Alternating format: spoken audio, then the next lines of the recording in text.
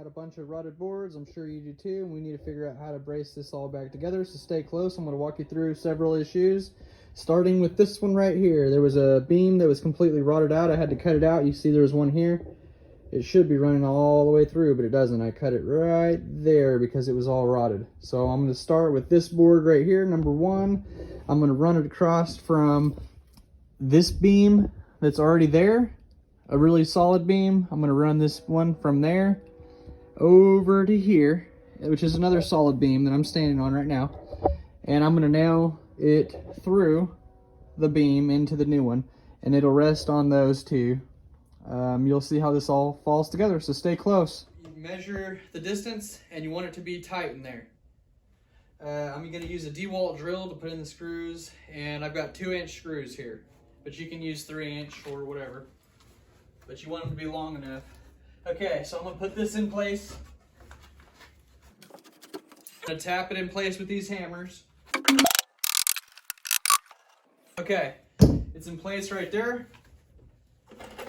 And I'm going to start screwing it in, starting with this middle piece, that board that got cut. You see, this is how it's going to link it. It's going to link it, instead of linking this way, now it's going to link from that board to here, and then from here to here. You see how that's all going to be stable, and it's going to be setting on this. So that broken board now will be stronger than the rest.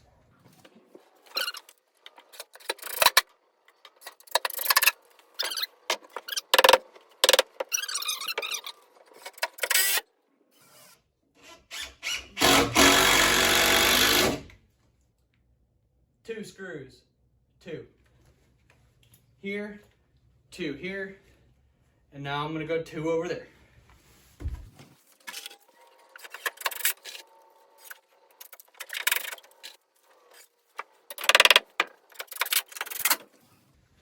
Okay, that's done.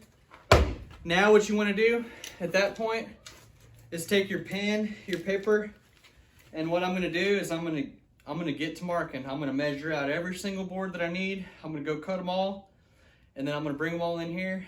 Make sure you know what you're doing. Make sure you cut them all. I'm going to cut one to length here, one to length here, two here, one here, and I'm going to use 2x4s on the ones that already have boards. Not these two and these two, but back behind me where the tub's going to be, I'm going to use 2x4s instead of 2x6s because the boards are still good. It just needs to be scabbed because it's low in some spots. So I'm going to scab some 2x4s in there just to nail to, make everything more flat, level, more solid, better place to nail, and all that. I'm just going to kind of secure it up a little bit. I'm going to get to measuring. You can see how I framed this wall in another video, but in one of my other videos. Alrighty, so here we have this supported now, this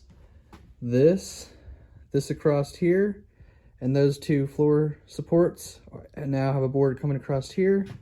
I'm going to throw one in for my toilet right here, and I'm throwing a couple more around, and you'll see. Let's keep going. Okay, go ahead and like my video if this is helpful. 11-foot knife throw to wake you up. This is no spin method.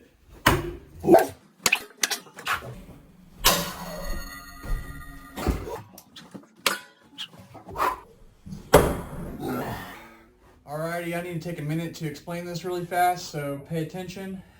This is a doorway now. It did not used to be one. There was a bottom plate running across right here, and I took out a 2x4, which this outlet was nailed to. Anyway, so now I've opened this up and I've showed you, there was a doorway right there where the camera's at right now, and I made a video on how to frame that in. If you're interested in that, check out one of my videos on that. But right here, there's a doorway now, and I gotta make this strong underneath, and it needs a backer board like this underneath here and underneath right here, because there's gonna be a lot of weight, people coming in and out of here. And I don't ever want to have to worry about this again in the future. So I'm going to make 2 of these and 2 of these, and I'm going to put one here and one where these are right now, and you'll see what this all looks like when I'm done. I want to show you one more thing in places like this. I'm going to show you a trick on how to put screws in. I put it at an angle like this, get my screw gun, get that screw kind of going down, go more downwards at this point, and once it kind of grabs, I angle it back like this, where it comes out the end, and then I back it out. And I'll actually flip it around like this and do it on the other side as well. I'm gonna push it up all the way up against the floor, and I'm gonna put that screw in now. And see, since that screw was already started, it grabbed right away and that board did not move. It's in the perfect spot. This one's ready over here, and I'm gonna put that one in too. And that'll support the weight of all people coming in and out on this floor. And then when I put the new plywood, it'll nail right here, so it'll be completely solid. Whew, I got cut right there on a nail pretty bad. Ooh, rusted nail sticking out right there. I might need to get a tetanus shot. Anyway, I'm gonna repeat this process. Let's get it. This doorway that I was talking about is good now. Solid boards underneath here. And you see when I'm walking in, these four combined will hold the weight of this wall. And then this board is scabbed onto this one because it was unlevel. It had a big notch out of it right here because of rot and water damage. So you see the difference? Now this is flush.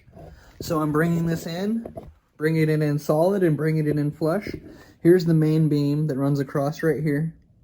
And everything ties into it, you see. And this one was rotted out right here. So I've scabbed on back, 3 feet back here.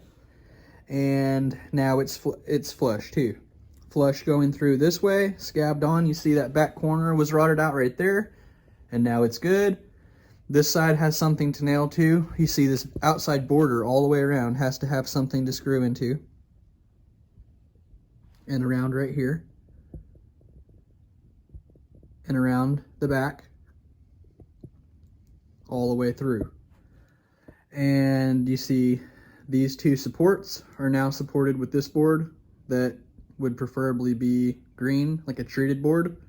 But in my case, this is just an example. So this is what it's going to look like. And I'm about to cover this floor back up. The main goal here is to have backing all the way around. All the way around the space that you're going to be putting plywood down on. I'm actually going to throw another one in here, 2x6 right here that goes across and sets on this beam. I forgot to do that. I just now remembered, but I'll be throwing one more board in right there that rests on this pier to help support the weight of this bathroom and that toilet.